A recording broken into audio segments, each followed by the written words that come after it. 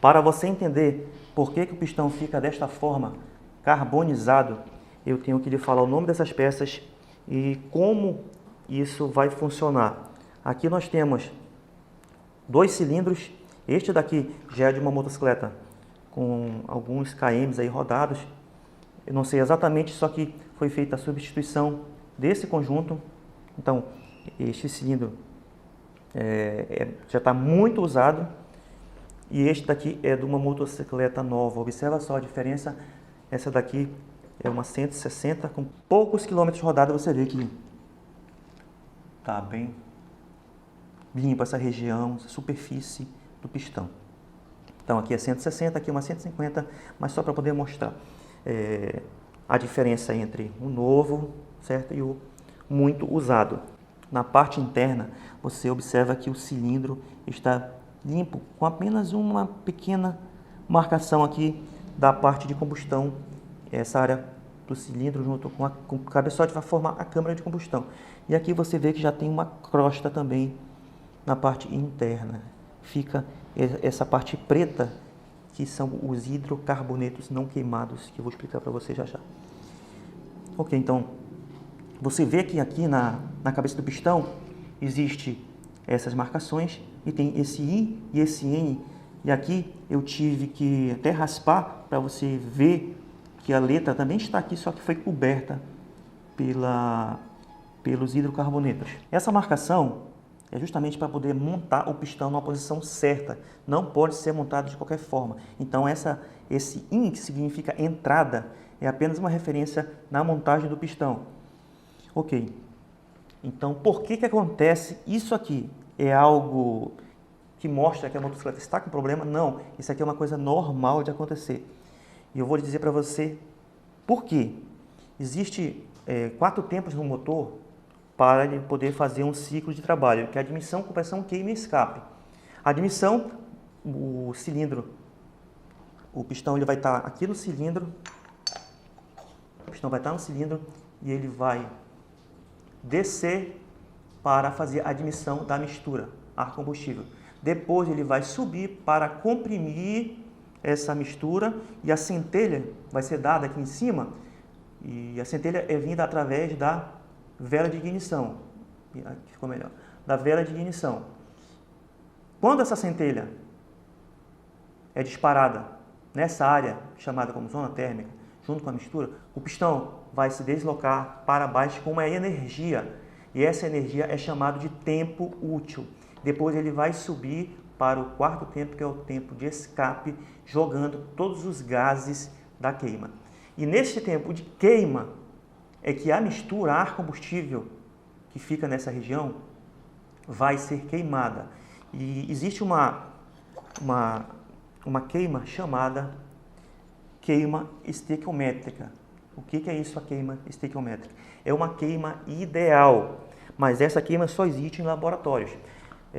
Você pega o oxigênio, o combustível, une numa quantidade exata, depois eu vou explicar para você a diferença entre queima ideal e a queima que acontece nos motores de combustão interna, reforçando que essa queima ideal vai acontecer apenas em laboratório. Pega uma quantidade de oxigênio, combustível puro, oxigênio puro, combustível puro, mistura e faz a ignição.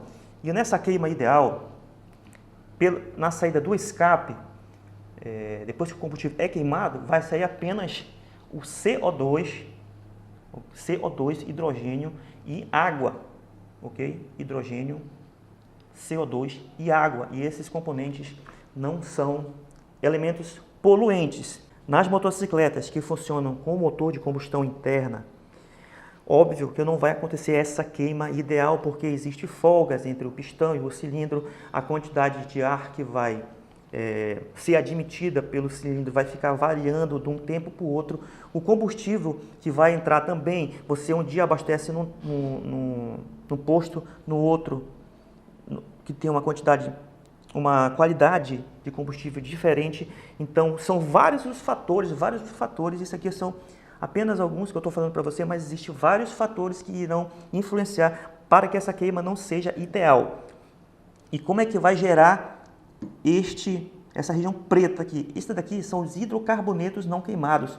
Como a queima não é ideal, vamos lá, agora vamos simular a queima do motor. Aquilo que eu falei para você, a queima estequiométrica, é uma queima que acontece apenas em laboratório.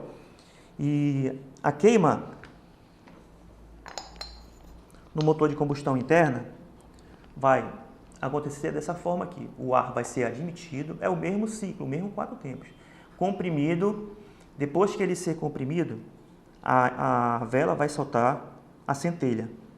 E quando esse combustível for queimado, ele não vai ser uma queima ideal e vai gerar o monóxido de carbono, que é o gás que sai pelo escapamento, aquele gás que você não pode respirar nunca, que é um gás mortal.